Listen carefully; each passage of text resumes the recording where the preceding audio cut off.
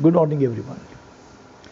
This morning we are going to highlight a kind of philosophical subject, and this philosophical subject is given by no other than our own Gandhi ji, Mahatma Gandhi.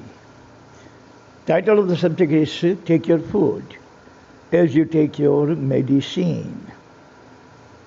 Gandhi ji has emphasized emphatically, eat as much as you need.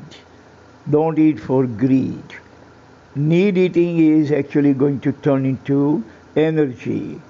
Greed eating is going to turn into fat. Right now, obesity has become globesity. Everywhere in every nation, people have been eating with two hands, literally. They gobble up and hobgobbling every single thing. Hobbling and hobgobbling. Every single thing has been going on everywhere from Athens to Australia, Bogota to Budapest, and Chile to Chennai.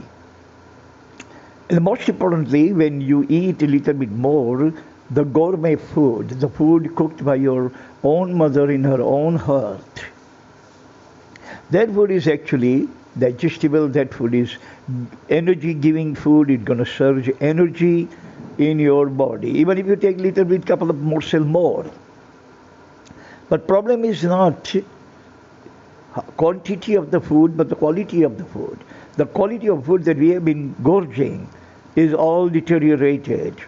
Most of the people in the metropolis and the cosmopolis and the megapolis, they eat every single thing from laris, from dhabas, from cheap restaurants, where food is all loaded with empty calories and absolutely positively no nutrients at all, just a calorie.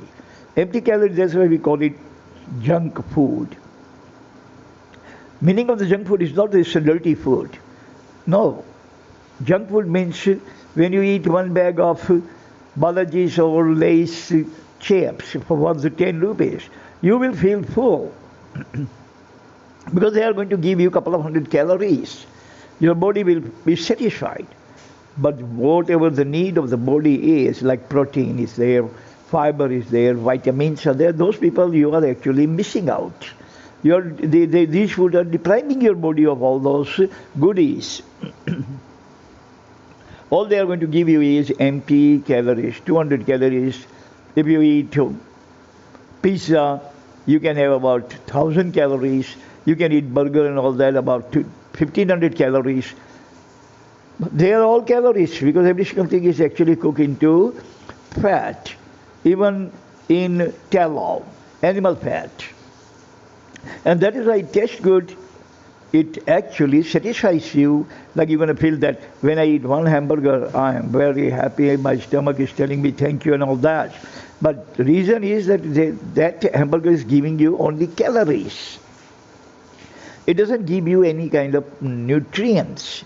That's why you grow obese. And obesity has become globesity. So I have actually chosen 4 points to elaborate this. One, Gandhian philosophy, take your food as you take your medicine. We don't gobble up medicine. We take medicine about 1 pill or 2 pills at a time. Point number 1 is, we eat to live, not live to eat. It's a Chinese proverb. We eat to live. We eat to live, not live to eat. Most of the people in most of the nation who are obese, they think that they are living to eat, eat and eat. That's why God has given them life. But no, God has given us food so that we can live.